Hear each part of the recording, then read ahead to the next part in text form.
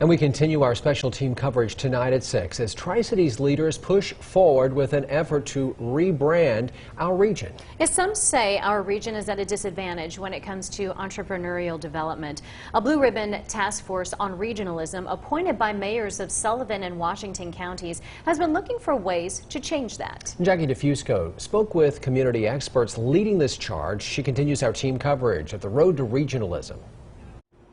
Josh and Sarah, experts say working together regionally to help local entrepreneurs create jobs is critical, especially for rural areas that may struggle to compete with major cities to recruit outside businesses. When it comes to economic development, the popular concept has always been is we will go out and we'll find us a business and industry to come here and they'll bring all these jobs in and everything will be hunky-dory. Well, that just doesn't really happen that much. Following the Great Recession, data analyst Don Fenley says entrepreneurs rebounded faster than other businesses in the Tri-Cities. In the most recent census count, he says there were more than 30,000 non-employer businesses. That's just over 13% of the total employment in 7 Northeast Tennessee counties and about 14% of the region's real GDP.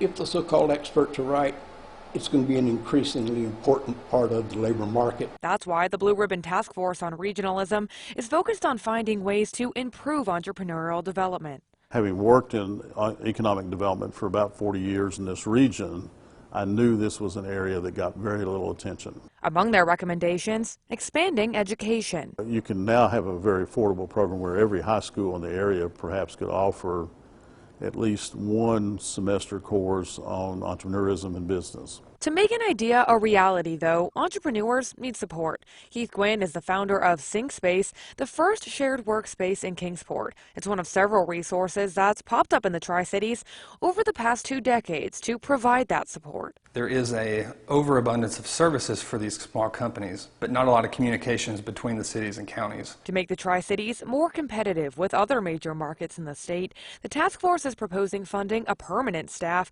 to coordinate regional resources. Plus, they say more money is needed to help boost businesses with high potential. There is no major venture fund in the region, and that's something that needs to happen. The good news, an accelerator program is currently in the works. It's a weeks-long course with mentorship and access to investors. Gwynn says it's a first-of-its-kind resource in our region that other Tennessee cities already have. That gives us a great tool to recruit companies from outside the area or find companies here that need that acceleration and have hyper focus on them to help them grow because of what they can do in our communities.